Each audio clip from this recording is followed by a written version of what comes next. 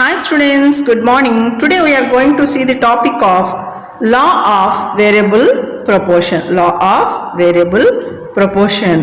In this law of variable proportion, I will see, you can see the calculation part. Okay, you can see the calculation. How we can get the total product, average product and marginal product. Okay, let us go to the topic. How we can get the what is the total product.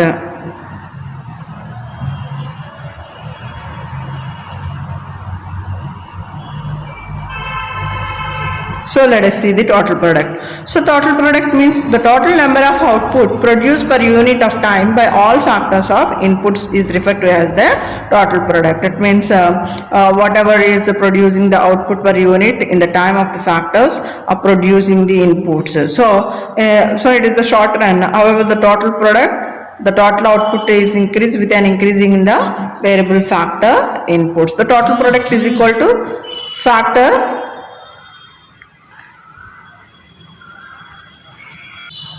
the total product is equal to f of quantity variable factors, where TP means total products, QVF is equal to quantity of the variable products. So the variable factors, what are the variable factors means labor, land, capital, like this. Okay, now here we are going to see that using of the labor like that as the variable product, okay, of taking the input. Next one is the average product. The average product means the average product refers to the total product per unit of a given variable. That means here we are dividing the total product by the quantity of variable factors. So we can get the average product. See, let us see the symbolically what we get here. AP is equal to TP by QF. Okay. So the average product refers to the total product per unit of a given variable factor. So then the average product, how it refers? By the total product per unit of a given variable factors. Then we divide the total product by the quantity of variable factor. So we can get average product. Okay, let us go on. Next topic. Next one is marginal product.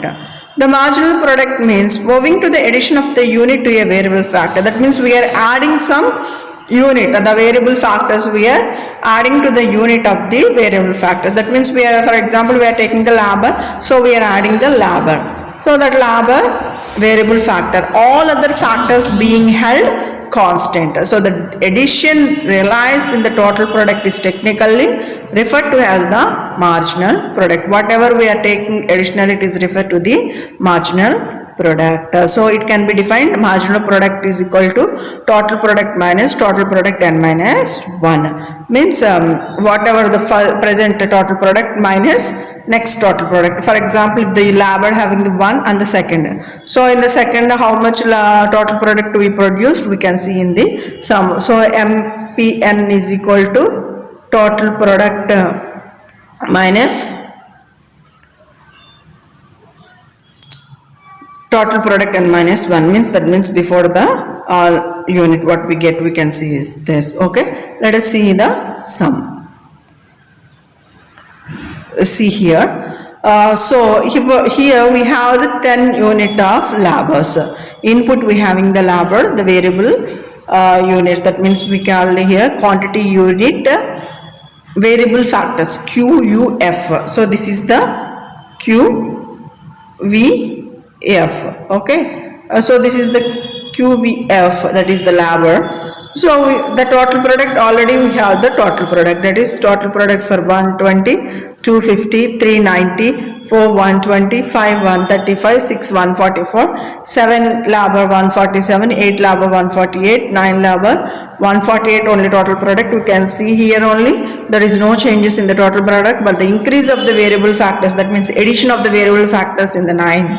Okay, and 10 variable factors is increased again, but we getting only the output is total product is 145. So how we can calculate it? We can calculate it by average product is equal to total product by units of variable inputs. So total product by called QVF. QUF means quantity variable factor. So here what is the quantity variable factor?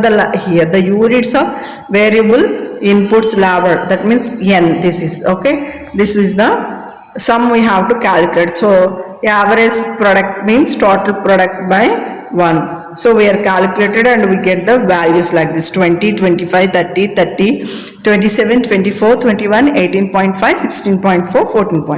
Now how we can calculate the marginal product? The marginal product means total product. That means here the total product is 20. So before total products means 0. So 0 minus 20 is equal to 20. Okay. So here the number of units of 1 is equal to marginal product is 20. Now coming to the second, total TPN means here 50. TPN minus 1 means 20. So 50 minus 20. The value is considered 30. Next, let's see here. 90. 90 minus 50. 90 minus 50 is equal to 40. So we are calculating like this. We get the stages. See, up to 20, 30, 40, it is in the increased stage. That is the formulation. Okay. Marginal product we can see. Next, what will be happened here? Decreases in the 30. 30, 15, 19. And see here up to 9, this is the second stage. Again the decreasing, 3, 1, 0, minus 3. It is the decreasing, stage 1, stage 2, stage 3. Okay, let us see the graph for this.